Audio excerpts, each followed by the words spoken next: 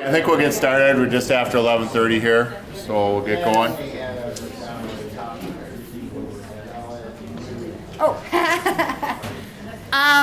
For those of you that don't know or didn't necessarily, if I said the name Dr. Tom Peterson, I hope I see some smiles on your faces. Dr. Tom passed away last week after a battle with leukemia. So we have him up front with us today. His obituary is up here. The program from his, or the bulletin from his service was here. Ron and Dave and I were there, and it was a phenomenal service. And there's so much that, you know, if he's such a neat guy, and you know, I just wanted to, you know, just highlight the fact that we lost this cherished member. He was a spiritual man, a devoted father, a longtime family physician. He was a talented writer and poet. He was generous, he was humorous, he was compassionate, and he'll be missed dearly in this group.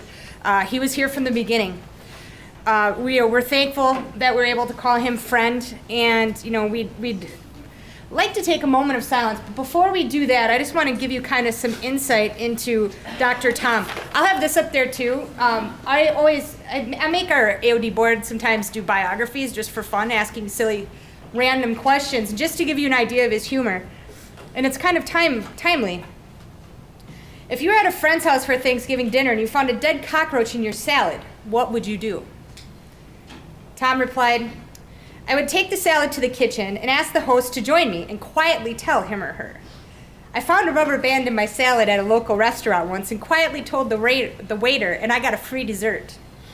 Now, I carry a rubber band everywhere I go and I get a lot of free desserts. So, you know, for a guy who said that for his last meal that he'd like to have lobster tails, fruit salad, watermelon, and Bud Light, and I'd like to take this moment of silence because I'm sure he's enjoying those right now.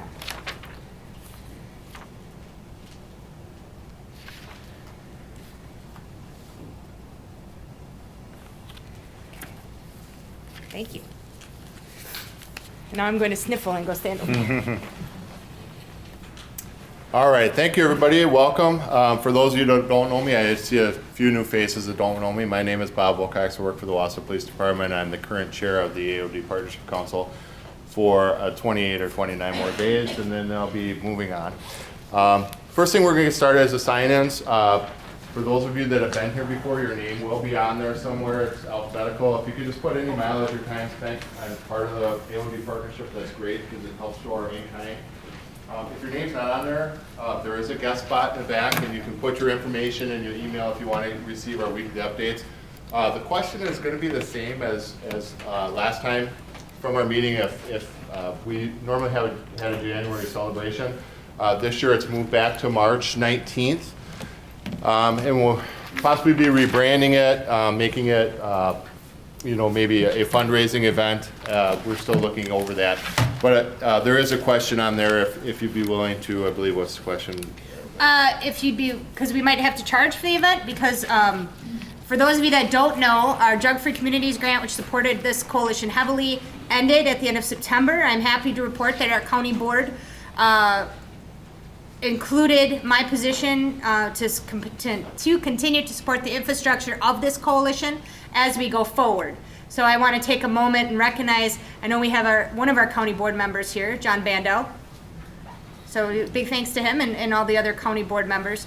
But we're going to be looking at having to support how we move forward. So we might have to charge for things like events. So that's why. And be honest on there, because that'll help us decide which direction we're going to go and how we're going to approach things. So she told you that she was approved for funding, so we can move past that. There is some free opportunities coming up for some training on drug ID, poverty, and parenting.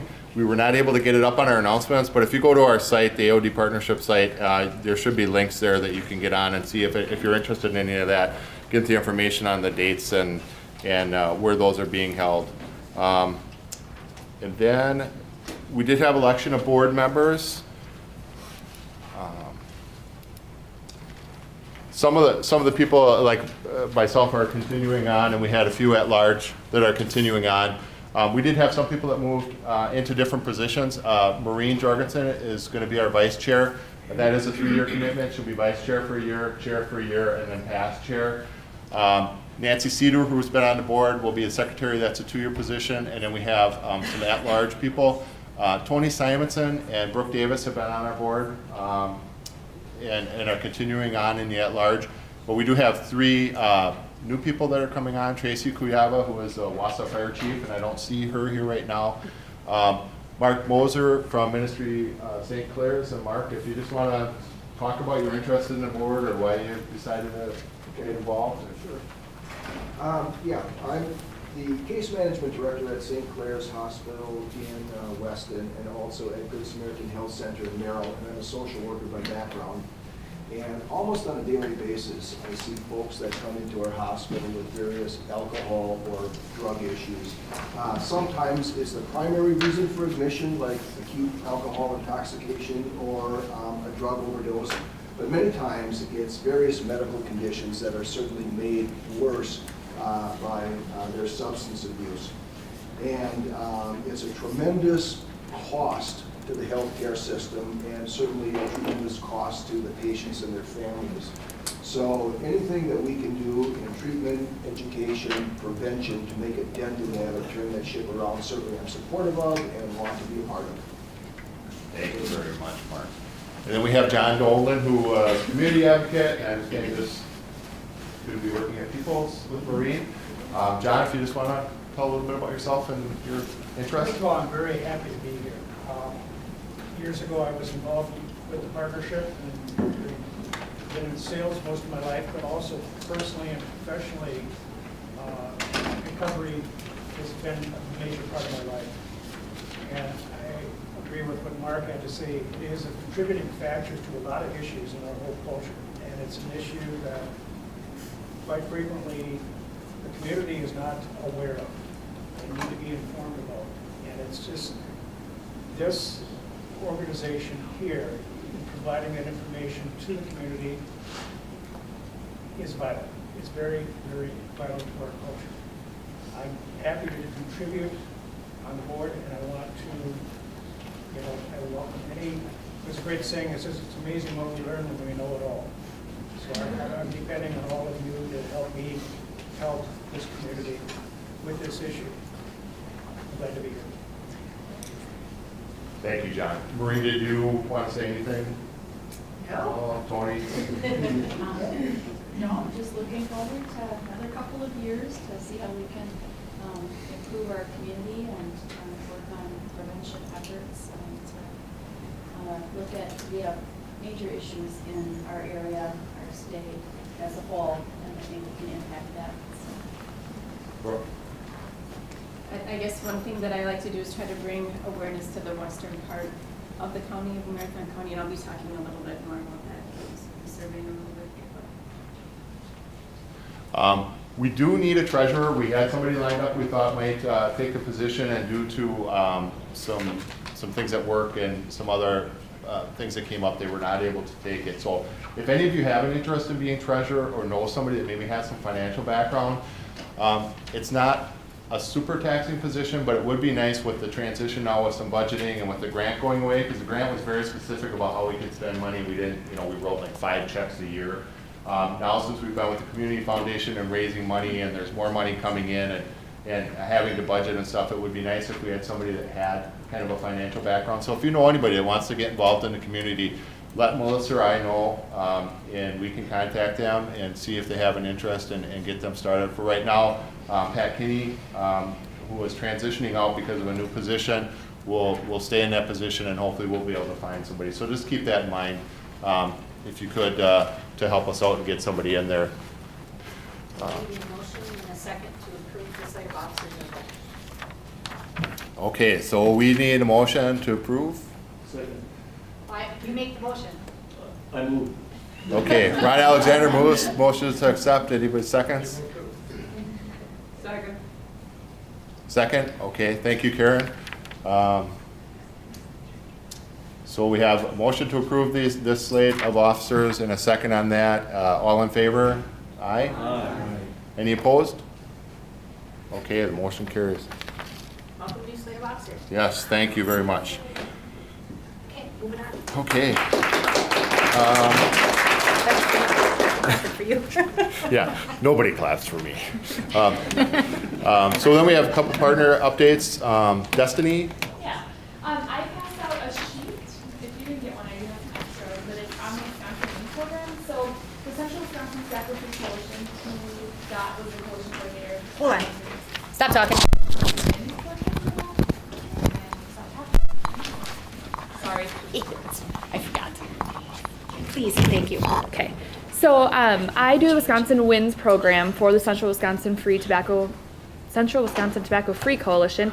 Basically what that is we do youth compliance checks. So we have a couple of youth volunteers that go in and they try to purchase tobacco in retailers across the county. And so I thought I would give a little bit of an update on what's been going on so far this year, where we were the past couple of years, and where we are now. So Wisconsin Wins program is an evidence-based program. What we know is that if we can keep kids from buying tobacco, purchasing tobacco, we can reduce the number of youth who are using tobacco and who will become adult users.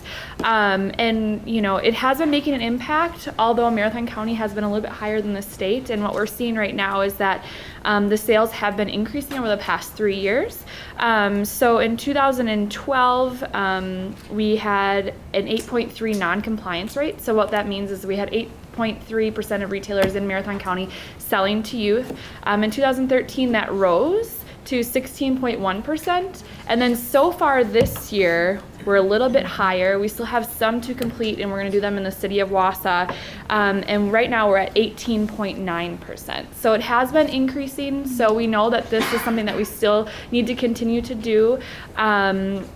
You know, the state is increasing a lot as well, but they are increasing at a slower rate. So we are going to try to hold a training with our retailers to show them how to check IDs, why it's important to check IDs, and why it's really important to keep tobacco out of the hands of our youth. So I guess I just wanted to give an update. If you have any further questions, you can talk to me after. I know we're really busy today, so if you have further questions or if you would like to get involved, just let me know. all right, thank you. Thanks. Destiny. There are additional handouts up here if you didn't get one. And I have more right here. Now Brooke will give us an update. Okay, yeah, I'm the high school counselor in Edgar, and I'm just going to give a quick update on a survey that we do. A lot of high schools in the area do this survey. It's called the Youth Risk Behavior Survey. What it is it basically looks at a lot of different things that the youth may be involved in. It could be alcohol use, traffic safety, tobacco use, marijuana, suicide, if they feel safe at school, if they're bringing weapons to school, social support, all kinds of things. We give this survey in the spring. So what I just want to talk about, I'm just going to talk with you about some positive things that we've seen, some things that we need to work on, and how we can use the data to let you know, to let parents know, to let students know, things that we can do to, you know, increase awareness. So I guess what we've found, some positive things from this. So just a little background on our school. I'm the high school counselor. We did give the survey middle school through high school, but I just focused on the high school part of it. We have a counselor that does elementary and middle school. So the data that I'm talking about is just for the high school. For the seniors, for the high school, we gave the entire survey, which is 90, I believe it was 96 or 99 questions, which seems like a lot, but it goes pretty quick.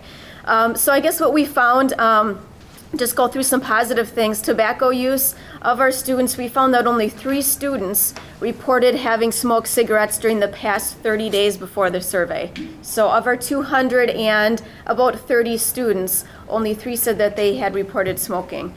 Marijuana use, 5 students reported having tried it at least once in their life, and 2 reported having tried it in the 30 days prior to the survey. Now these all come out as percentages. I just converted them to number of students just so it kind of gives a little bit, instead of saying 5.6%, I'm just giving the number of students.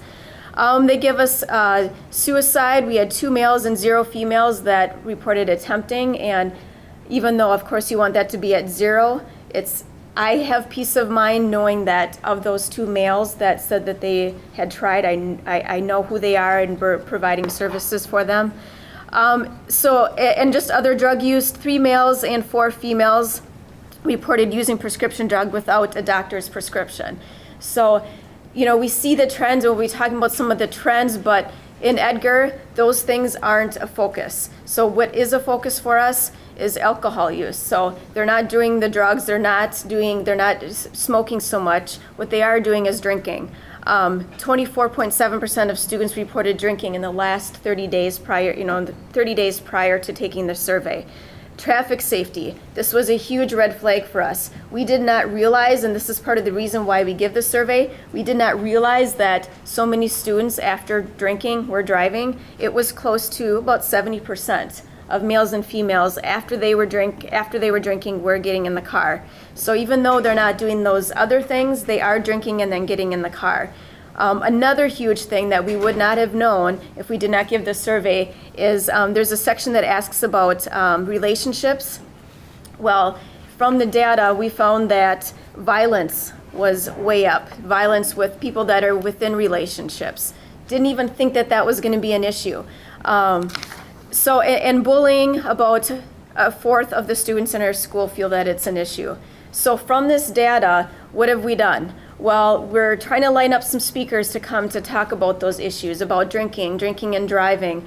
But of course, you need money to do that. So should be hearing back within a few days if we got a grant that can help us out to get speakers to come to talk to the students about that. We're actually trying to develop a SAD group. Within this whole process, some leaders in our school, I talked with them about the data, because in all honesty, I'm like, cigarettes, really? I would have thought more people would be smoking than just the 3. They're like, you know what, we don't really see that. And I said, well, what about this relationship piece? I didn't think so many people were being threatened in a relationship. They're like, well, it's probably what they're doing it when they're drinking. So we've had some student groups, because of this data, we're able to get some groups together to kind of get the student perspective on this data. So developing a SAD group, grant writing, student discussions, and then we're also making social norms posters. So posters that are highlighting the positive things that students are doing. So 93% of students choose not to smoke when they're at high school, or so there's a lot of things that are going on because of this data. So I guess part of the reason of me sharing this with you is because if you have a neighbor, a friend, somebody that is in a school that maybe does not do this survey, this really helps to raise awareness of what's going on with your students at school, and then really focus on what can be done, to increase positive behaviors. So that's everything in a nutshell. A lot of info, but are there any questions or anything that I need to add? I think you get all I needed, or I asked. Okay. So what was the percentage of kids who were drinking? The percentage of students who were drinking alcohol in the past 30 days before this survey was 24.7%. Oh. And that was just males and females combined. Some of the data we sifted out males and females, but this was just together. What? Oh, sorry, John, did you want to say something? Yeah, the other schools in Western Maritime County, I think most of them have already had the surveys. They're getting the data back. We should have information on all the schools in Western Maritime County shortly. Spencer's done theirs, they just didn't have consolidate your information. And different schools do them different times of the year, so the data's coming out at different points, so. And we're trying really hard to get all of our schools in Marathon County to do this survey. It's a free online survey. They tabulate the data for you. They do crosstabs. They do year comparisons. It's quite handy, actually. And then we'll have a really good picture of kind of what we're looking at and what we need to address. But any other partner updates before we move on? One thing that I do need to mention is that it started at North Central Healthcare. I don't know if it's necessarily still there, but the SMART program, it's a addictions program, is looking for support not only for people to help in leading some of the groups, but also looking at some financial support to be able to provide the materials and so on. I'm going to look to get some information to share in a future update about that group. But as always, if you have anything to share, any trainings that you have coming up, any articles that you may have seen, please send them my way because we include them in the weekly update. It's a great publication. I'm humble. It's a great publication. But I think since we don't have any partner updates, I'm going to go ahead and start up the presentation because I want to make sure we have enough time. Before I start, I just want to put this caveat out there that I'm not going to pretend that I am. There we go. Whoa. I have no idea what that means, but let's put that away. I'm not going to pretend I'm the expert. I'm not going to pretend that I put all this together and I'm going to know every single one of these bits. But one thing that I can tell you that over the last probably 18 months, I've heard a number of different national speakers talk about not only the differences between decriminalization, legalization, but also how the impact of the commercialization that some of the states that have passed not only medicinal use but also recreational use, what they're seeing. So I'm just sharing a lot of it comes down to, I gave some presentation credits at the bottom. Bob Doyle, I kept calling him Bob Dole at the conference too, not Bob Dole.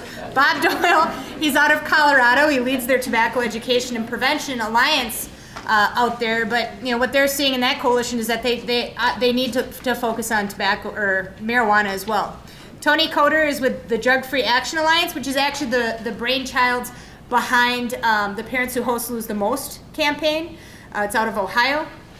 And then Kevin Sabet, who leads Smart Approaches on Marijuana. It's a national organization. So these are just some slides from them. I also included information from sites like the Marijuana Policy Project, the NORML, which is, I can't remember what it stands for all of a sudden, but those are typically known as for or pro pot legislation. So, it's not just a one-sided thing. I'm trying to make sure that you have all the information that I wanted to share with you. It's not meant to be a debate today. We're just trying to get through some of this information, and it's kind of long. So I want to, if I can ask, if we can save the questions till the end, jot them down, that would be great. So how many people in here have seen Reefer Madness? 1936? Oh, you guys are in for a treat. It's about 68 minutes long. It was funded by a religious organization. And really what it does, it portrays, and as I zoom through this, oops, maybe it won't let me do it. It might not let me play it. I should have tried it first. Let me try again. No, it's not letting me play it. Darn it. You actually can view the whole thing on YouTube. Like I said, it's 68 minutes long, but really what this was put out there as, in the 1930s, I'm going to get through a little bit of history of cannabis, marijuana, and hemp, and so on in just a minute here. But what it portrayed was that, essentially you had a bunch of teens, including a brother and a sister, and some people that were dating, and some people that were, they all went to a reefer house, and they were going to smoke pot, the reefer. And throughout the 68 minutes, all kinds of chaos ensued. A pedestrian was killed, there was premarital sex, there was attempted rape, friends tried to kill each other, there was insanity, and then somebody ended up in an asylum, essentially at the end. Their last message, which was what I was hoping to play for you guys here today, was tell your children. Like that. Obviously, the science shows that scare tactics don't work, right? And this is 1936. It is what it is. It's humorous to me. But if you look at some of the wording here, drug-crazed abandon, the deadly scourge that drags our children into the quagmires of degradation. It has its roots in hell. They called it the devil weed. So you can imagine, at this point in time, though, that is what society really believed. Because when you look at the history of marijuana, which I forgot I put the goals of today's slide right here in the middle, but let's go over the goals of the slide before I move on, or goals of the day. I want to give you a brief history of marijuana, the difference between criminalization, medicinal use, and recreational legalization, because I think sometimes those get muddied. Looking at whether or not the tobacco industry is the next big tobacco, or the marijuana industry is the next big tobacco. Share some of the lessons learned from Colorado and Washington. How this may impact our workforce. There's a lot of talk about jobs. There's a lot of talk about, how we can earn revenues from the taxes if this were something that were legalized. And then kind of give you an update on what's happening here. And like I said, this is not intended to be a debate. I'm not going to stand up here and argue with you. We're all entitled to our own opinion. I'm just sharing the information that I have received. So if there's questions that you have that I don't know the answers to, I look around the table and we've got attorneys, we've got healthcare, we've got treatment, we've got law enforcement, we've got people in the room that I think can elaborate a little bit more on those. So when you look at marijuana itself, it's what is it? I think a lot of us know what it is. If I asked people around the room, how many people have been exposed to it, I'm not going to ask you if you used it, but how many people have been exposed to it and you've smelled it at one point in your life? I'm sure I probably would get all hands up, but we'll save the hand raising. It is the most commonly abused illicit drug in the U.S. It's a mixture of dried shredded flowers and leaves that come from the hemp plant. The hemp plant itself, if you use the lotion, you're not going to get high from the hemp lotion. That question's been out there. It's not like a hemp necklace. If you smoke a hemp necklace, you're not going to get the same effects. It's traditionally smoked in joints, blunts, bowls, and bongs. So joints would be a cigarette. Blunts would be if you emptied out like a cigar, so it'd be a little bit of a fatter, smokable, paper-wrapped mechanism. There's bowls, which are typically smaller. They could be glass. You can make a bowl really out of anything: apples, cans, tinfoil. If you search bowls on the internet, you'll probably find all kinds of creativity. Bongs are used it's heated up with water. When you look at the smoke of it though, when you burn anything, there's carcinogenics that are released. So there is a concern there when you look at secondhand smoke. And smoking marijuana is definitely a lung irritant, increases your likelihood of bronchitis, cough, and phlegm. And actually, some of the studies show it's between 50 and 70% more carcinogens than tobacco smoke. But the evidence, again, is mixed. And that's what you're going to see with a lot of this. Marijuana can be ingested in food or tea. It's not just pot brownies anymore. I can show you in just a little bit some of the different edibles that have popped up. It's pungent and distinctive in odor. If you've ever smelled it, you know you've smelled it. It could smell skunky, it could smell sweet, but it's going to be something that you're definitely going to recognize. The chemicals that are in it, or the components that are in it that cause the high, THC, which I'm not even going to try to pretend I can say delta-9 tetrahydrocannabinol. Yes. First try. I've been practicing at my cubicle all morning. And there's the other compounds that are in it. They actually work directly on the receptors in the brain. And in those receptors, those are the ones that kind of influence the pleasure, the memory, the thinking, the concentration, sensory, perceptions, coordinated movements. And when you use marijuana and it gets you that high, it actually tricks your brain into stopping to make those things yourself. So that's why a lot of the times when people smoke marijuana for a long period of time, especially when you start in youth, when your brain's still developing, you have a harder time creating those chemicals on your own, which is why anxiety, depression, and some other mental illnesses are tied to chronic marijuana use. It also can improve your coordination, and you might have difficulty thinking and problem solving, and have disruptive learning and memory. The effects actually last up to 28 days. It can be found in your hair for much longer than that. And when you look at marijuana, whenever I talk to teens, it's its own class. It's a depressant, it's a stimulant, it's a hallucinogen, it's all those things. And depending on the person, depending on the strength, you can get all those effects. So you can't just lump it into one category, like I can lump alcohol as a depressant and methamphetamines as a stimulant. So I just wanted to make sure that that's kind of put out there. And I have on there, it's not your parents' pot, because when you actually look at how the strength and potency has increased. In the past 15 years alone, marijuana potency has tripled. But if you look at the 1960s, it's actually gotten over 5 times stronger. So now on street marijuana is about 12%. So you can imagine, it's not what, was portrayed or what was included back in the 60s and 70s. So when you look at the history of marijuana, I didn't go through a ton of it. I suggest PBS Frontline actually does a series on all different drugs and does a little bit of history on that. But when you look at the history of marijuana itself, domestic hemp, public pharmaceutical distribution, hashish, all that was actually, that's been going on since the 1600s. Okay, it's been around. We've used it. It's been encouraged as something to be able to export. But once other things started coming into play and became available, that kind of exportation and the importation of using hemp and cannabis actually, really decreased. So they found other things. They found other ways to treat those products. And like I said, it can be used to produce rope, sails, clothing.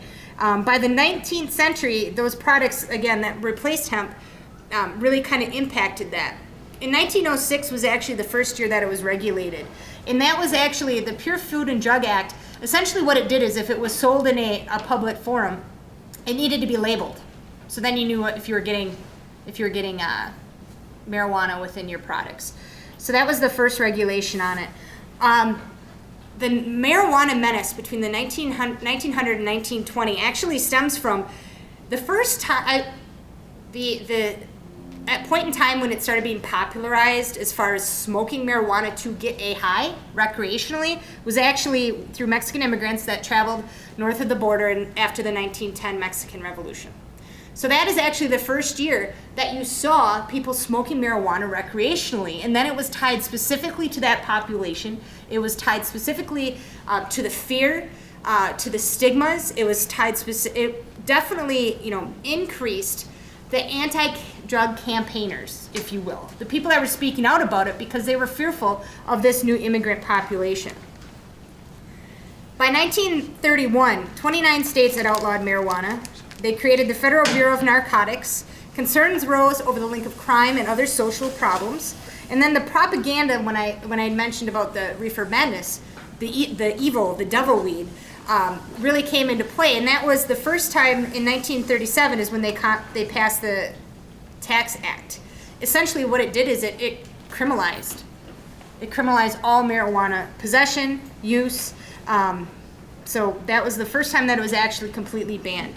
In the 1940s, the popularity of growing hemp, again, it's not necessarily growing marijuana with THC at a levels where you can get high. Growing hemp was popular again with World War II because we needed it. We needed the products to be able to get through the war. And incentives were actually used for farmers to do that. In the 1950s, mandatory sentencing, the stricter laws were actually put into place. And when they actually passed that, first offense carried a minimum sentence of 2 to 10 years with fines up to $20,000. They lumped marijuana in with every other drug. So all the drugs are put into the same. So if you had an ounce of marijuana or a tenth of heroin, you got charged the same way. But in the 1960s is when some of those policies started getting reversed. Pop culture really made it something that, when you looked at the white suburban middle class folks, those were the people that were smoking pot. The stigma was going down. There was different things that were commissioned by President Kennedy and President Johnson that contradicted a lot of those studies that were done, in the 1930s and 1940s. So that actually changed a lot of the penalties and considerations for treatment. The 1970s, though, is when you really saw the rise of anti-marijuana and pro-marijuana. They repealed a lot of those mandatory sentencing laws. They actually, many states, there's 11 states that decriminalized the possession of marijuana, simple possession of marijuana. They created the DEA at that time. They created NORML at that time. They first launched High Times during that decade. And then the Parents Movement, which was essentially ended up being the Just Say No initiative in the 1980s. In late 1980 is when they actually coined the phrase the war on drugs, which that is a term that can be debated from top to bottom. Same thing with gateway drugs. Again, not going to debate those things today. But just to give you an idea, in the 1980s, the Anti-Drug Abuse Act returned mandatory sentencing, however, which made possession of 100 pot plants the same as 100 grams of heroin. So you saw that, and then they later amended it to the 3 strikes law. That was actually when that law went into place. And it really was trying to target drug kingpins, but then again, 3 strikes you're outlaw did have some unintended consequences. And in 1996 was the first time that Proposition 215 was allowed the sale and medicinal use of marijuana in the state of California. And the reason that they actually got that passed is because of the high levels of AIDS and HIV in that state, as well as with cancer and other painful conditions. So that actually led to a lot of federal attention. And I just need to remind you again that marijuana is the mixture of the dried shredded flowers and leaves that comes from the hemp plant, and they're not the same thing. So there's a lot of push. I know some libertarian folks that are big pushers of making sure we can grow hemp again in the state of Wisconsin, and this is a different issue than what we're talking about here today. And those are the 1930s and the 1970s are really two of the main years that really influence kind of where we are today. So when we look at decriminalization, as I said, at the point in the 1970s, there was 11 states that decriminalized. As of right now, we have 17 states that have decriminalized marijuana, simple possession. It varies by state, but it's typically no prison time. It doesn't go on your criminal record. It's treated as a traffic ticket. It's usually 1 ounce or less. So when you look at it, the main argument for folks when they say they want to decriminalize marijuana, again, for the small amounts, is the racial disparities. That is the main argument. But when you look at people that are in jail, you look at there's a lot more than just pot possession in a racial disparity argument. So it's something that if that's the first thing that comes out, well, we need to legalize or we need to decriminalize pot because there's too many African Americans that are in jail because of it. Take a step back. It's not the marijuana possession that's the only sole cause on that. Also, meaningful employment, when you have that criminal, you have to check the box, or you have that criminal part of your record, and then the other social benefits. So if you have a possession charge on your record, that could stop you from other things in your life, including something like school loans. Marijuana Policy Project, again, that's a pro-marijuana legalization organization, had this quote on their website: "There's no clear link that decriminalization would have almost no impact on the prison population." They admit that. Something that I wanted to point out. But when you look at the arrest rates, by far, alcohol is the drug that's impacting our community the most. Marijuana is not filling our jails. It's a contributor, but it's not filling our jails. And that is actually one of the images, I think it is, off your handouts that I received from Milwaukee area. There's 4 different handouts that they had with infographics. So I just wanted to point that out.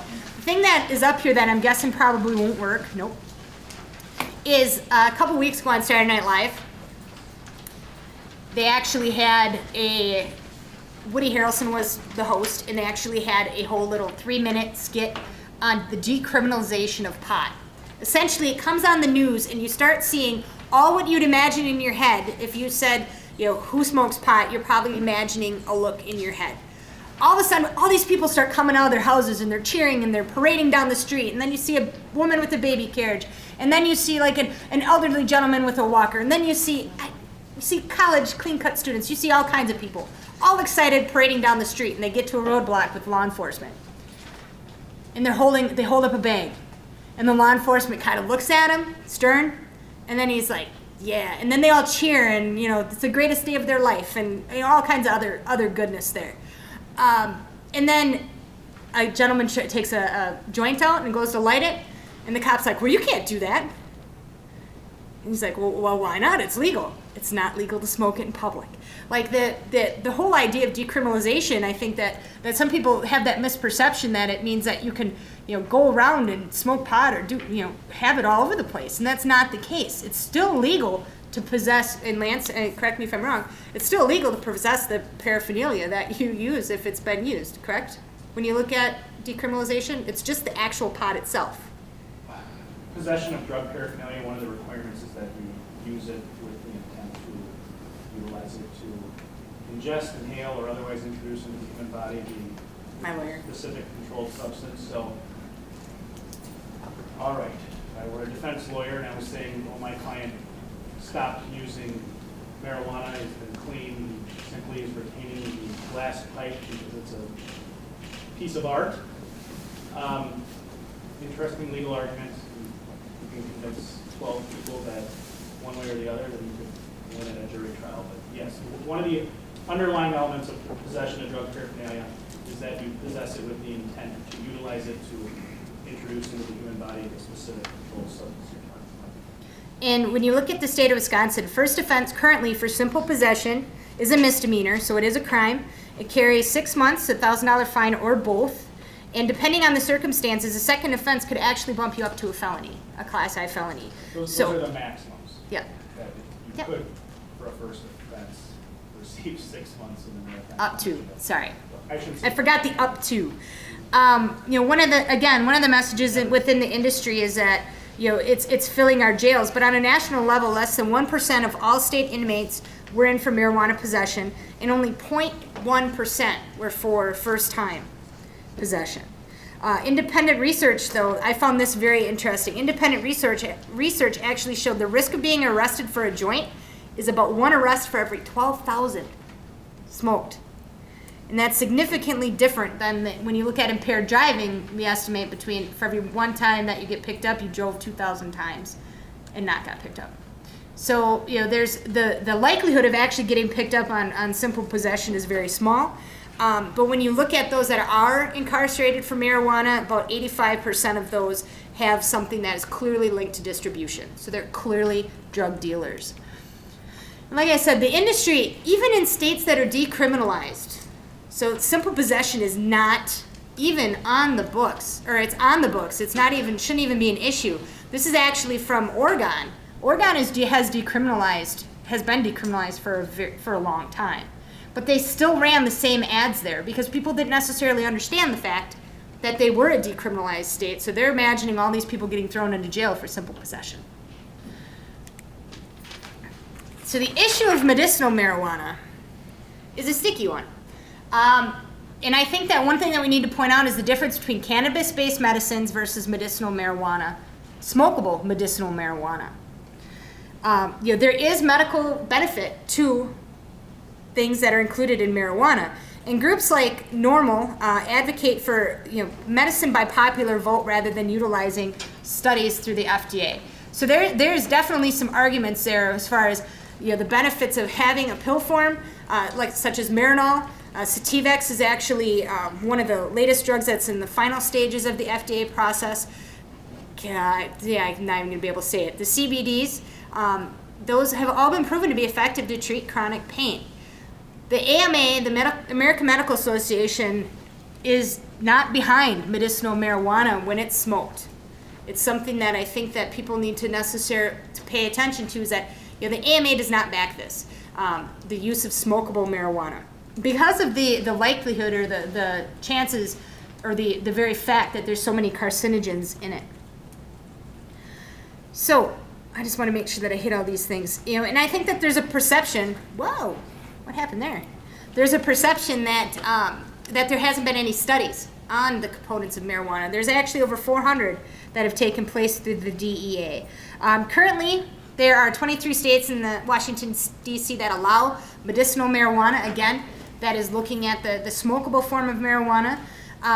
When you look at those that hold the medicinal marijuana cards, between 90, 93, 96% in the top 3 states that have those, they actually report pain as their main cause of the reason that they need to get the medicinal marijuana. Less than 5% have the life-threatening issues such as cancer, HIV and AIDS, and epilepsy and some of the other disabilities. Majority of the people, the average card holders, mid-30s, white male, no history of anything but pain, and they have a history of substance abuse. I'll get into that a little bit more, but that's not just anti-marijuana sites, that's pro-marijuana sites as well. And again, much of the time when people speak out against medicinal marijuana, again, it's not the pill form, it's the smokable form. I think that I don't know if there's anybody that's going to tell someone who's suffering with cancer or living with HIV and AIDS that you're going to take their medicine away from them. That's not the point here. That's not the majority of the people that are using those substances. And take it for what it is. I tried to infuse some cartoons into this. Again, when you look at medicinal marijuana on the left, you have the perception that this is a simple dried herb that is illegal, and then on the right is kind of the slam, if you will, on looking at some of the studies to be able to make pill forms to get the same effects. And actually, one of the things that one of the conferences that I was at, Tony Coder actually said, aspirin is made out of bark. Opium is a pain reliever. And viper venom actually helps with blood pressure. But, nobody's going to tell somebody to go eat some bark for a headache or to smoke opium for pain relief because you don't need to, or to, go get bit by a snake in order to lower their blood pressure. Just because it's natural doesn't mean it's something that we would probably suggest doing. And I thought that was actually quite humorous. Okay, so the cannabinol, I'm not even going to try. Currently, 11 states allow it, including Wisconsin in 2014. This is one of the components within marijuana that will not get you high, and it does have some therapeutic effects. It's typically given to children with seizures. It was actually passed kind of as I don't want to say last resort, but it was passed through some of the legislation through the FDA as an orphan law. So essentially it allowed people to expedited the process in order to help with these rare conditions. The difference, though, I think it's kind of small, but you can see down here, CBDs are something that has not increased because it's not the drug that gets you high within marijuana, but you can see how it correlates with the average levels of THC, the psychoactive ingredient in marijuana. So the state of Wisconsin is unique in the way that they passed their law last year. I don't know how many of you guys knew that they passed that law last year, but they actually, what they did is they require FDA approval in order for a person, an adolescent, a child, that has one of those conditions, including, I think it's Debits. It's a specific form of epilepsy, that they have to get FDA approval in order to even get that medication.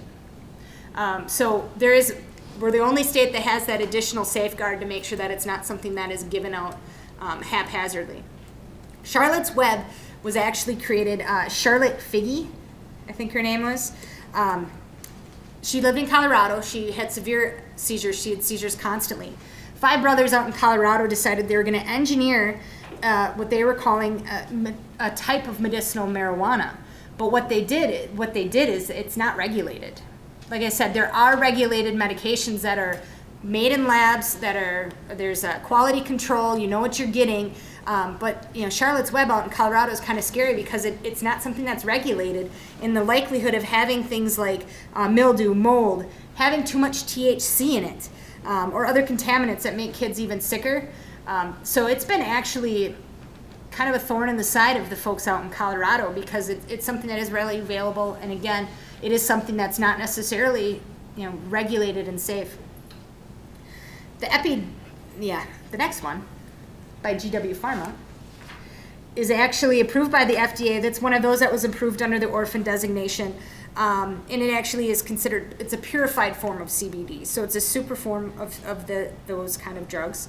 And then, one thing to remember though, just like the AMA does not back smokable medicinal marijuana, the Epilepsy Foundation does not back the use of CBDs at this time because they feel that more needs to be looked at as far as testing for effectiveness and looking at other treatment options.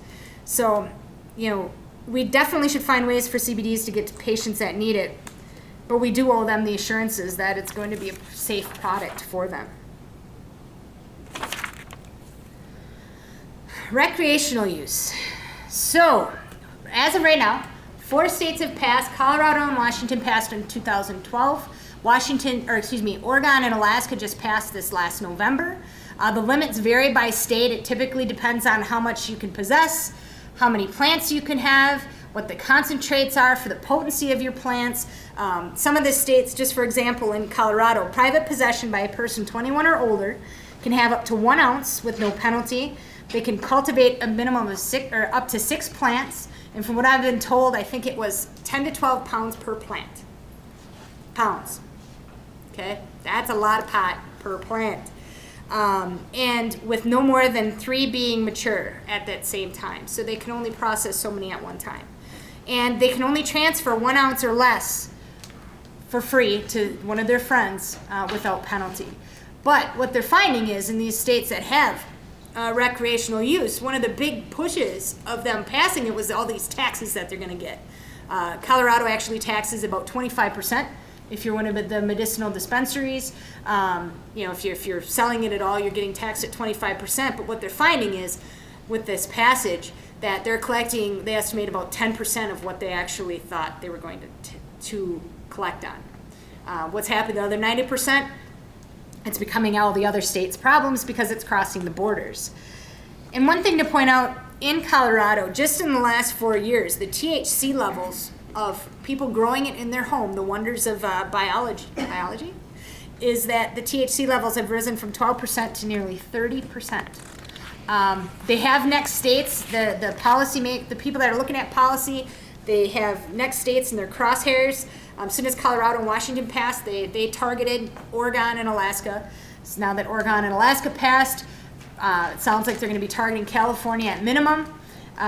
So this is something that's going to continue to go. One of the things here, it is sold in, just if you go out to Colorado, you go to any of these states, it is sold in vending machines just like this because it's legal. Okay? Again, you're supposed to be of a certain age to get it, but that doesn't necessarily always take the place when you think of alcohol and tobacco. Marijuana policy, over $50 million was spent by these 3 PACs. These are the biggest PACs as far as pushing any sort of marijuana policy forward, medicinal use or recreational use. NORML's mission is to move public opinion sufficiently to legalize the responsible use of marijuana by adults and to serve as an advocate for consumers to assure that they have access to high-quality marijuana that is safe, convenient, and affordable. The Marijuana Policy Project has 4 goals. Increase public support for non-punitive, non-coercive marijuana policies, identify and activate supporters of non-punitive, non-coercive marijuana policies, change state laws to reduce and eliminate penalties for medicinal and non-medical use of marijuana, and the last one is to gain influence in Colorado. And just to give you an idea, in Colorado, over almost $3.5 million was spent in favor of legalization. The Marijuana Policy Project pitched in $1.5 million. Peter Lewis, who was a longtime chairman of Progressive Insurance, he actually died in 2013, so he saw his dream come true, pitched in almost $1 million out of his pocket, and then the Drug Policy Alliance put in about $250,000. One thing about the Drug Policy Alliance is it sounds like something that would be supportive of prevention and some of the stuff we do. They actually are the ones that want to legalize all drugs. They want to legalize all drugs. Go to their website, check it out. But they promote this, the freedom. There's always the freedom thing. They promote the freedom of individuals to own their own bodies and minds. So they want people to make the decision on their own. They don't want law coming in. So that is something that, when you look at it, just like with the tobacco industry, just like with the alcohol industry, those legal drugs, you always have the different PACs. And when you look at states, this is just the last election here. It's kind of small, but you could see that people that wanted these policies to go forward. In Arkansas, which was actually defeated, Oregon and DC, $9 million to $400,000 was spent, both for and against. So this is a huge disparity. And like I said, Arkansas was actually one that it narrowly failed, if you will, for the medicinal use there. But the Marijuana Policy Project said that it fell just shy of the votes needed to finally protect seriously ill patients from arrest. That was their statement after it failed. Nearly $1.5 million was spent in favor of legalization, and again, the majority of it there was actually $1.4 million was spent by the Marijuana Policy Project.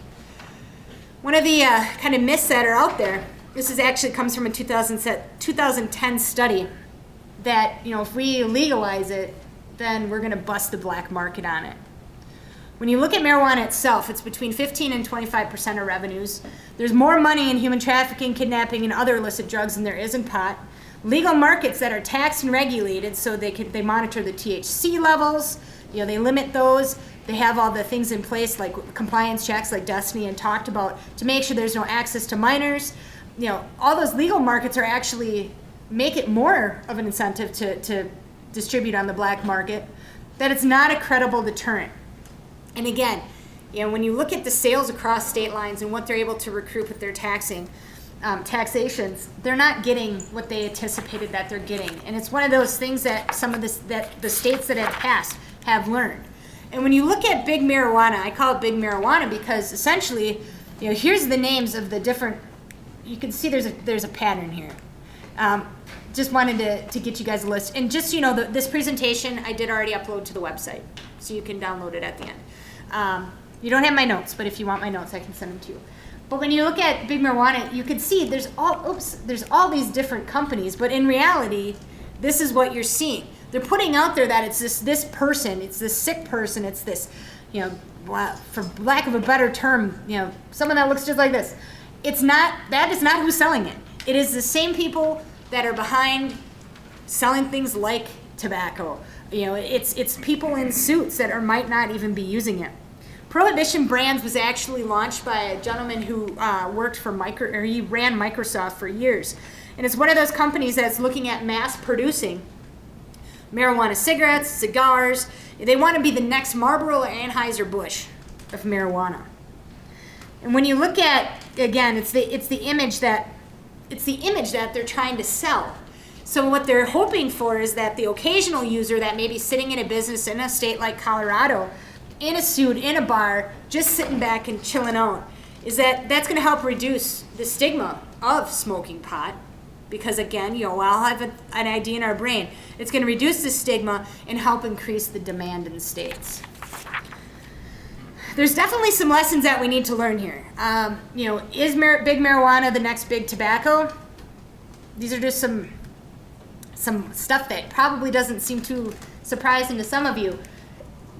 Santa Claus sold cigarettes. Santa Claus is now selling vaping pens. Some of the ways that the tobacco industry has made cigarettes more addictive and more attractive, just some of the things that have been added, some of the things that have been tweaked, some of the engineering marvels, like the filter that they put in. But when you look at this quote down at the bottom, and I'm sorry that it kind of has hiding it here, this is something that I can see our big marijuana companies saying. Of course, children aren't the only targets of the tobacco industry. Once, when I was asked by R.G. Reynolds, executive, why and his colleagues don't smoke, he responded point blank that we don't smoke that blank, beep. We reserve that right for the young, the poor, the black, and the stupid. It's a business. And when you look at the next big tobacco, there's definitely more money than grassroots support. There's definitely that smokescreen through social and mass media, that vocal minority. Oh, everybody's doing it. This is the best thing, You're demanding on our rights. I challenge you to look at your Bill of Rights. And nowhere in there does it say you have the right to smoke pot. Okay? Most people are not using, so there's not a mass love affair for it. Just like with tobacco, when you look at the rates continue to go down, down, down. There's not a mass love for it anymore. And then the large numbers of new, flavored, attractive to youth, advertised to youth in stores and online, all those different tactics that have been used by the tobacco industry for years are continuing to be used now by the big marijuana companies. Some of the messaging is quite similar as well. Marijuana is safe and natural. Marijuana is medicine. Marijuana has never killed anyone. If you watch Reefer Madness, it did. No, just kidding. People are locked up for smoking marijuana. There's just kind of some of the images and some of the messages that have come out. It gives a whole list of the 10 major benefits of marijuana. Again, it does not have to be smokable marijuana to be medicinal. It's something that I'm going to hammer home as much as I can today. It's the components within the marijuana, specifically the CBDs, that create some of that ease of some of those conditions. So who's impacted by legislation? And I just wanted to, this is something that I would say, of all the things that I've gone to, this is something that I did not realize in some of these slides. So when you look at the business impact, the Marijuana Policy Project actually included medicinal marijuana in the same same protective discrimination classes as things like, chronic disease, age, gender, sexual orientation. They want to include that in all of their business policies. They actually have draft language for it, and you can find it on their website. That's going to affect testing as well. So if you are someone that holds a medicinal marijuana card, that would prevent a business to actually test you for drugs. That's a huge impact, because when you look at the use of marijuana, or any substance really. It increased the likelihood of it increasing absences, tardiness, accidents, worker compensation claims, productivity, and job turnover is greatly increased. The science, I don't have the source right here in front of me, but 3.6 times the accidents on the job, 5 times the accidents off the job. And the impact again on the workers' compensation rates, insurance coverage, and human resource responsibilities. Just to give you an idea, for example, a study among postal workers found that employees who tested positive for marijuana on a pre-employment urine test had 55% more industrial accidents, 85% more injuries, and 75% increase in absenteeism compared to those who tested negative for marijuana use. I believe that was out of Colorado. Again, some more of the business impact, the liability for injuries and damages caused by impaired workers. Looking at the compliance for state and federal workplace policies, OSHA has their own demands, the DOT has their own demands. Any of those that regulate safety in the workplace have regulations. So if states pass these, the recreational use or the medicinal use, it puts businesses in a position where they might be out of compliance with some of those federal regulations. Looking at drug-free workplace policies and workman comp policies, guidelines for the accommodation and leave requests. There's discrimination language again on the marijuana policy project that you can look at that actually, again lays down the fact that if you need to go and smoke pot during the day and come back because you have a medicinal marijuana card, how does that impact your workplace? Hiring, disciplining, and firing employees. And they estimate actually in August of 2013, the Wall Street Journal published an article titled, "Medical Marijuana Poses Litigation Risk to Employers." And I'm pretty sure that was included in an update, I think. But the litigation risk is between $69,000 and $107,000 for one claim. Colorado's concerns. These are specific from Colorado, one of the speakers that I heard from there. It's estimated that about 15% of the workforce are current marijuana users. That's about just over 400,000 adults. There's a ton of confusion over the law. Courts have so far upheld the drug-free worksite policy. So if your business has a drug-free worksite policy, the courts have so far upheld those in that state. I actually have some specific case law coming up on the next slide. There's a Colorado Motor Carriers Association. It's like a huge trucking company out in Colorado. 15 of 100 of the people that are driving those massive big trucks tested positive for marijuana. And there was a Denver, this story when you told me there at a conference, this was great. At a Denver partial delivery company, they wanted to remain anonymous. Last December, supervisors suspected their loading dock workers were smoking pot on the job, according to the company's head of human resources. The company had a zero tolerance policy, and the drugs had never before posed a problem, she said. But managers took action after noticing a rise in worker mistakes and the occasional aroma of marijuana around the docks. They locked down the area one day and tested the entire crew. Of the 19 workers, 15 tested positive. So they're seeing an impact. So partial company, I would assume like UPS, FedEx, something like that. But that's something that's affecting the bottom line. Like I said, some of the case law that's been out there, I don't want to bore people too much, but essentially, Michigan had a case where this person he had a marijuana card legitimately, but he tested positive for marijuana, and they fired him, and it was upheld by the courts. Thomas versus Adeco, it's a temporary agency that this lady applied to. She had a whole host of legitimate severe back pain. She had herniated discs, bulging discs. She had legitimate back pain, but they denied her rehiring her as a staff person because of her medicinal marijuana use, because it was their policy. The ACLU actually took up their case. That's still going to their state Supreme Court. Coates versus Dish Network, similar type of story. The courts actually upheld it because it's illegal, because it ended up in federal appeals court. They saw it as, because it's illegal federally, that the employer had every right to fire that person. And all those upheld the drug-free work site. So, two of the more recent ones, though, in New Mexico, the appellate court actually ruled that if someone is on workman's comp, they need to cover the medicinal marijuana of that person. Same thing with appellate court in Michigan, just passed this in October, or just upheld this, that they consider marijuana as medicine, and that if you're on unemployment, you still need to continue to pay for someone's medicinal marijuana prescription. So it's something that has been tried, they have been discussing. It's something that continues to be, because it's moving so fast, you're trying to keep up with case law, you're trying to keep up with enforcement and what have you. When you look at colleges and universities, because it's a federally scheduled I drug, it's still legal federally, and whether it conflicts with state law or not, schools are in jeopardy of losing their federal funding. If you get any funding for federal financial aid for your college, if you allow for even medicinal use, there's been out in, I think it was Boston, out in Maine, there's been a couple states out in the East Coast that people have been challenging that they couldn't get into college because they're a medicinal marijuana user, card holder.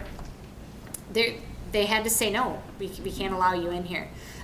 Also with the NCAA considerations, they have their own policies for college athletics. And then, colleges are trying to figure out how are they going to address off-campus use. So they may not be smoking in the dorm, but they go off campus in a state like Colorado. They go down to one of the local shops. There's a lot of local shops. When they outpace Starbucks, then we know we are definitely in for a world of hurt. But what do they do with off-campus use? And the Maryland study that I mentioned there, it actually followed 1,200 students over 10 years. And what they found was that college students skip more classes, earned lower grades, and dropped out more often when they used marijuana. Unemployment rates were higher after college when they used marijuana. And if they use it 15 times or more per month, they're twice as likely to experience what they call discontinued enrollment. So they may have started and they don't finish. So it's something that we definitely have to pay attention to, because when we look at, our youth here are applying to colleges, our colleges here are discussing why we need to do decriminalization or how we need to change our laws. It's something that, want to make sure that people are aware of. And when you look at the public health aspect of it, again, that word of caution, because, the Marijuana Policy Project also has draft language to put into your health insurance policies. So that would include different cost rates for you as well. And when you look at the who's the patients, I kind of alluded to this already, but in states such as Arizona, 46% of all card holders actually were only certified by 10 physicians. So almost half, or only 10 physicians, wrote all their medicinal marijuana cards. In California, 3% of card holders, approximately 1 million people, hold those cards. 67% actually report daily use. And as I already mentioned, less than 5% have life-threatening issues. Between 90 and 95% have chronic pain. And again, the average card owner looks quite similar to that gentleman there. When you look at the ER admissions, this is data to 2008, but last year the Poison Center and the Rocky Mountain Poison Center in Colorado received 126 calls concerning adverse reactions to marijuana. So far this year, after pot sales became legal in January 1, the center has gotten 65 calls, and I think that it was within the first quarter of the year. And that actually, they directly contributed it to the high concentration of both THC and smokable marijuana, but also the rise in edibles. And for those of you that, I don't know if you've seen this, there's a huge push coming out of Colorado of, parents telling other parents they should smoke pot so they could be a better parent. There's a lot of debate, there's a lot of discussions about that. When pregnant women use marijuana, there's a number of different effects. Most of them are neurological. Tremors, altered responses, high-pitched cries. Also in the school settings, they may have some gaps in the problem-solving, memory, and attention. And I know one of our public health nurses in here, she can attest to the fact that marijuana use amongst pregnant women is definitely something we need to be concerned about here in our community. Obviously more research needs to be done to look at the impact of marijuana use and other environmental factors, but it is something to pay attention to. When it comes to impaired driving, marijuana impairs your judgment, motor coordination, you can see them all. It impairs you in multiple different ways. It is a drug, it's a mind-altering drug, just like alcohol, just like prescriptions, just like heroin, whatever. It's altering your mind, it's altering your ability to be able to drive effectively, thereby making you impaired. It's significantly increased when marijuana is mixed with alcohol. If you're on something, one of the pill forms, like the Marinol there, doctors warn you specifically against driving until you know how it impacts you, just like any other prescription medication. Generally, states have THC levels set. They consider under the influence if you're 5 or over, as far as nanograms per milliliter. In Washington State University is actually working on a breathalyzer test to be able to do some roadside tests besides those with impairment. But unlike BACs, the level is not directly correlated to one's inability to drive. So a person, just like with alcohol, could be at a 0.3 and they'll be talking to you, and probably majority of us would be dead. That it's person specific, and those blood levels don't necessarily show impairment. Somebody that is a occasional marijuana user is going to get impacted differently than the daily user. So it's states like Colorado that have seen a really big impact on this, both for medicinal and recreational use. In Colorado, a driver is presumed to be too impaired to drive if his or her THC blood level is higher than 5 nanograms, although the driver can rebut the charge and prevent or possibly overturn it in court. And in Washington, where medicinal and adult use marijuana is also legal, a driver found with the THC level of 5 or more is automatically charged of being too impaired to drive. So it varies by state, but you can see how the trends are absolutely frightening when you look at impaired driving trends in Colorado from when it passed in 2012 to the years prior. And the reason that Washington State actually started making that breathalyzer is because in 2013, 1 out of 4 drivers that were involved in accidents actually tested positive for pot.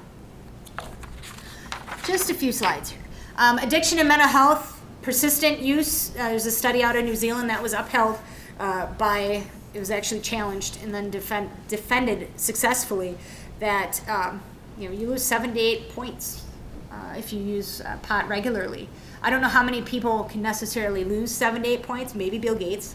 I'm pretty sure I wouldn't want to lose 7 or 8 points. It also shows brain abnormalities. The younger a person starts, the more likely you are to have those abnormalities.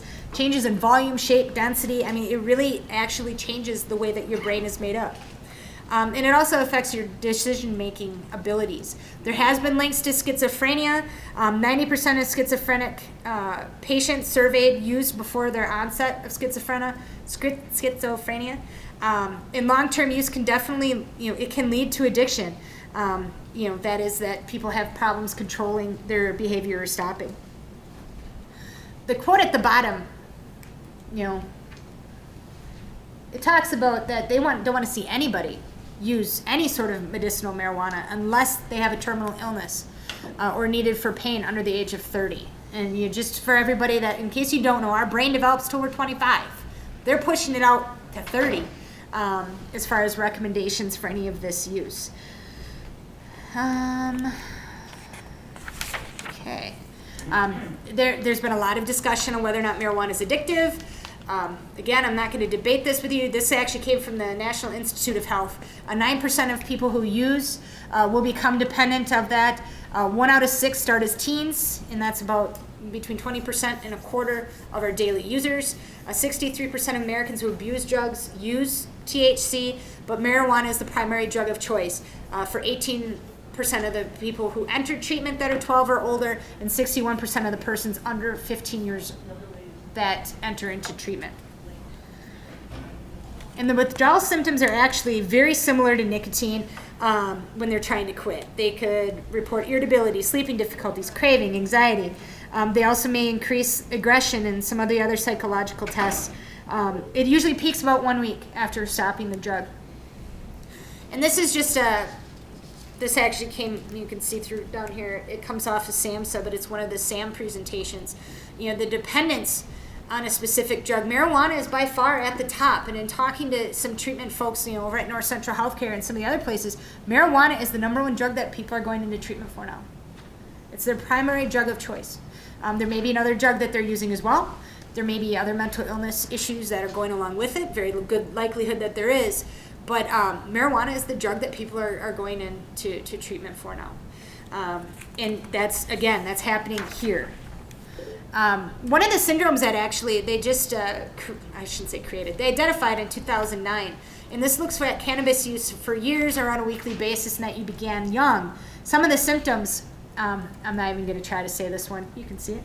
You know, some of the symptoms: severe nausea and vomiting, vomiting a cycle over a few months. You know, having abdominal pain. You know, there's that short-term fix of having to get in a hot shower, but you know, really the long-term fix is to quit cannabis use. But it's actually a syndrome that people are being diagnosed with, and it was just identified not too long ago.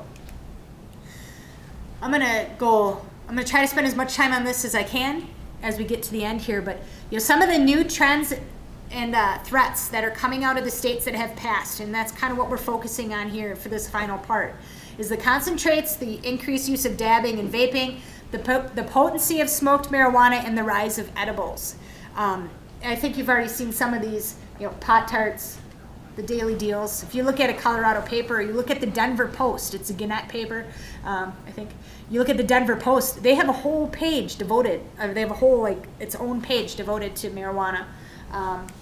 This is some examples of some of the butane hash oil, which I'll get into in a second, and just how the potency, again, has changed over the last few years. Definitely the industry is making these drugs more appealing to youth, making them, you know, this is a soda, you've got Mile High chocolate, you've got different baked goods, cartoon-looking cookies. These are some of the vaping pens, which I know we've had a discussion about vaping in here before, last June. So if you want to look a little bit more on that, Destiny did that with Dot, who used to work at the health department. You can look back at that. When you look at dabbing and vaping, you'd actually smoke the oil form of marijuana. You could smoke the hash oil within e-cigarettes, some of the vape pens, some of the hookahs, and then there's also a new one called dank tanks, which I have a picture of coming up.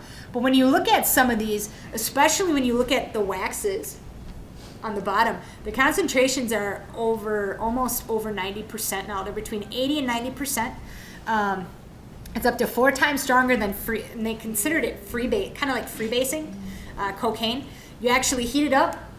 Butane is used twice in the process. You actually heat the oil up. Let's see, let me get to. So you first turn the THC oil into wax, and then you heat it up again and turn it into vapor. And you use things that look just like a crack pipe in order to use that. And in talking with law enforcement, Everest Metro PD just pulled some off of somebody a few weeks ago. So it's here, and we can't deny that the fact that this is here. Wax is processed with, again, butane is highly combustible. They're seeing blow-ups like they did with meth labs because it is so combustible. It's such a powerful gas.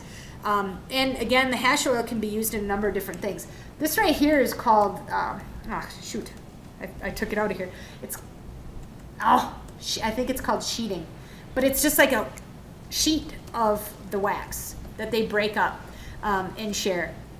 And down here at the bottom, which is kind of blocked, and again, I apologize for that, they actually have created the ability to use something like a regular albuterol inhaler to be able to bring those chemicals into your body. High Times actually put an article in May of 2014 called "How to Smoke Wax," just to make sure, so if people were unsure on how to do that. You know, and the concern with a lot of that vaping is that there's less waste, there's less smell. There's the likelihood of being able to conceal it is much higher. And again, are these advertising medicinal products? Probably not. It kind of breaks down. We got some quotes here from High Times magazine about some of these products, but these are the newest thing. These are things that are available. You go to the tobacco outlet out in Rim Mountain, you could see a lot of these similar products. Aaron and I were just there last week. And some of these products, they range from throwaways that are less than $20 to some Cadillac versions that are over $100. They are out there, they are available, and again, you can buy anything over the internet. But the iPod of getting baked, that's what that article was called in Rolling Stone. Again, just some more pictures of some of the different products. They are being promoted. They're e-cigarettes here for tobacco use only. But in states that have legalized it, they're not, no qualms. They're definitely promoting it as something to use pot with. Here's a dank tank. Like I said, it's a bigger vaping device. These down here, this is a company that actually started as a tobacco tobacco e-cigarette company, and as things got passed, you could see they changed their packaging. So like their liquids, before it was just very basic, kind of like a cigarette pack. You know, they couldn't advertise very creatively, but now that they're selling it as a tobacco or a marijuana product, they've got very pretty packaging. The potency levels, this is just the medicinal levels. These are the kinds, so you can see that, you know, you've got a whole menu of options here. You know, you can walk into a place out in Colorado and they'll hand you a menu and what you want. You'll be able to tell how much THC is in it. You'll be able to tell how much of the CBD is in it. Again, the CBD, if you're looking to use this to get high, you don't want to see a ton of CBD in it because it doesn't do anything for you. So it's just something to look at. Again, you know, the last few years, those rates have continued to go up in the potency. And that leads to, again, a lot of the hospitalizations. But for those of the folks that don't use it regularly, they only use it occasionally, the industry has caught up. They now offer a whole line of low THC sodas, low THC brownies, cookies, candies, gummies, whatever it may be. So they've actually started selling lower potency things because people are getting sick. They're like, oh, we can finally do this legally, and they go do it, and they got sick. So, you know, popularity was so high, pun intended, they wanted to make sure that they could continue to sell it. With the edibles, there's no limit on how much THC is in them. There's no limit on where they can be displayed. As the laws have been passed, they're very appealing to kids. You know, most of them contain multiple servings. I wanted to make sure you get some pictures of some of the what's all out there. You got the Nutella, similar to Nutella. You've got Pop-Tarts. I found this comic kind of amusing fact. But there was, same thing with Halloween. Law enforcement was very concerned that somebody was going to get a gummy that had pot in it for their kid and not a regular gummy. You know, and the potential, again, very highly attractive to youth. You look at some of these packaging. These are some of the pot sodas. This is the Canna Butter Klondike bars. Kit Kat. They play on a lot of the popular brands. And again, you'll see some of the packaging coming up that it looks exactly the same. This one down here, though, I definitely want to point out because most of these edibles are 100 milligrams of THC per serving. Again, most of them have multiple servings. This looks just like Fruity Pebbles, okay? You're not going to eat a whole bowl of pot cereal. But how many people would see this and be like, oh, it's just like Fruity Pebbles, I'm going to eat the whole thing. You probably only get just a very small amount with it, mix it in with your others. But, you know, some of these Strawberry Crunch, you've got, I like how the bottle almost looks like it's, you know, medicine. But you've got your gummies there, some of the juices. Right now in Colorado, and this is just as of a few weeks ago, they've got 18 kinds of gummies, 7 types of cereal, 18 kinds of cookies, 6 kinds of soda, 14 kinds of juice, 12 kinds of granola bars, and 12 kinds of chocolate bars. And that does not take into account how many people are making up their own bakery goods and selling them. And you can see here, all these packages look just like, you know, Rasta Reese's, clever, Trichrome Crunch, Munchie Way. You've got a lot of these available. You got Mr. Dank Bar over here, but they look exactly the same. So it's similar. You know, it's something that if somebody had one of these, you wouldn't necessarily know what you're looking for. And these are definitely here in our state. Meat Quad. He's a black cherry gummy bear. He's got THC infused in him. Again, it's 100 milligrams of THC per bear. Colorado law makes they must put a limit on the servings. But you can see a serving is about the size of a dime. So you got about 6 servings in there, in that one bear. Who's gonna eat a foot and then set it down? I mean, come on. Let's be honest here. Some of the problems when you look at some of the edibles, these are 2 stories out of one's out of Wyoming, and then I believe Kristen's out of, I want to say she's out of Colorado, but the student at the top tried a marijuana cookie. He bought a packaged cookie. It was all labeled and everything like that, and it said to eat a 1/6 of a cookie. When you ingest a cookie, like you'd normally eat a cookie compared to smoking marijuana, it takes a while.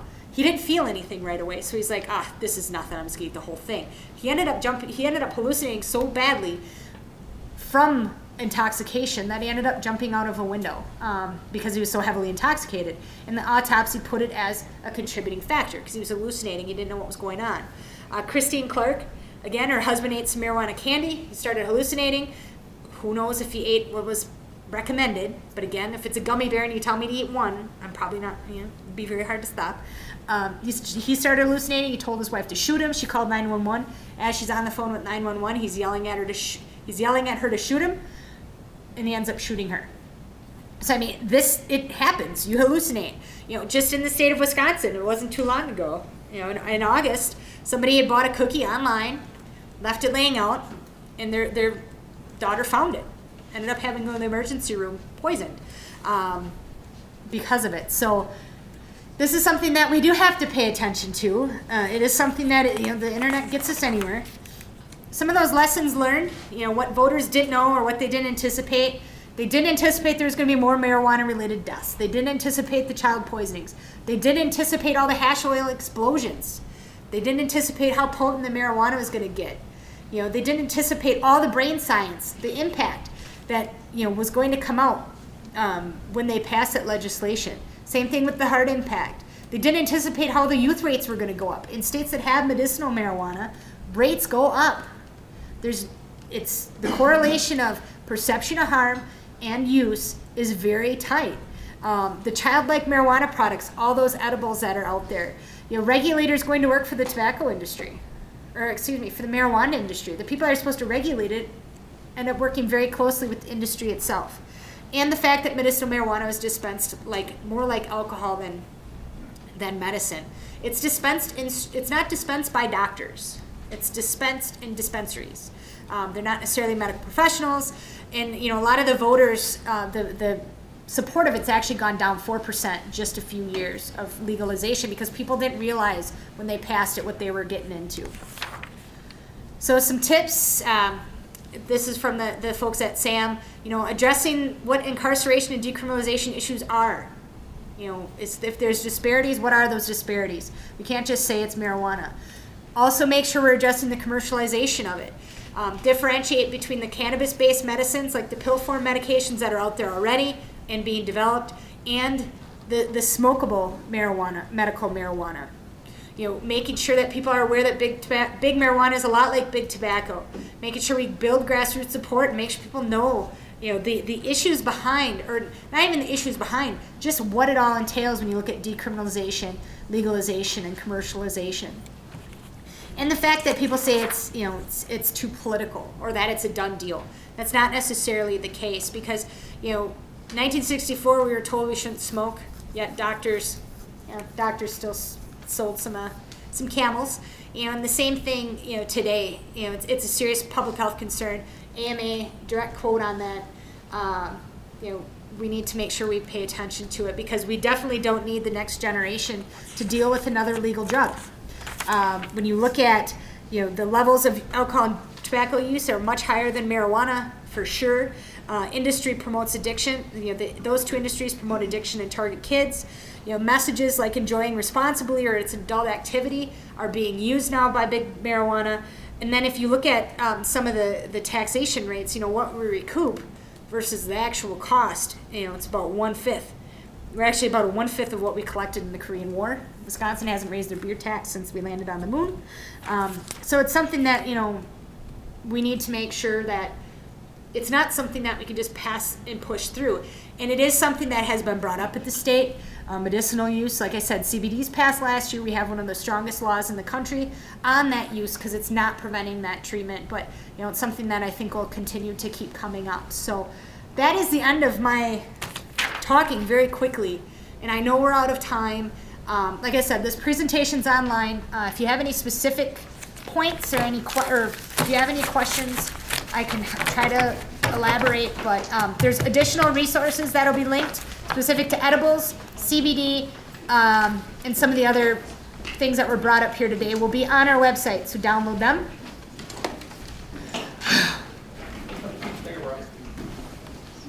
You want to say goodbye? Bye. Happy holidays. Everybody. Yeah, happy holidays if I don't see you. Our next meeting is February 3rd, and we will be focusing on methamphetamines. Thank you. Goodbye.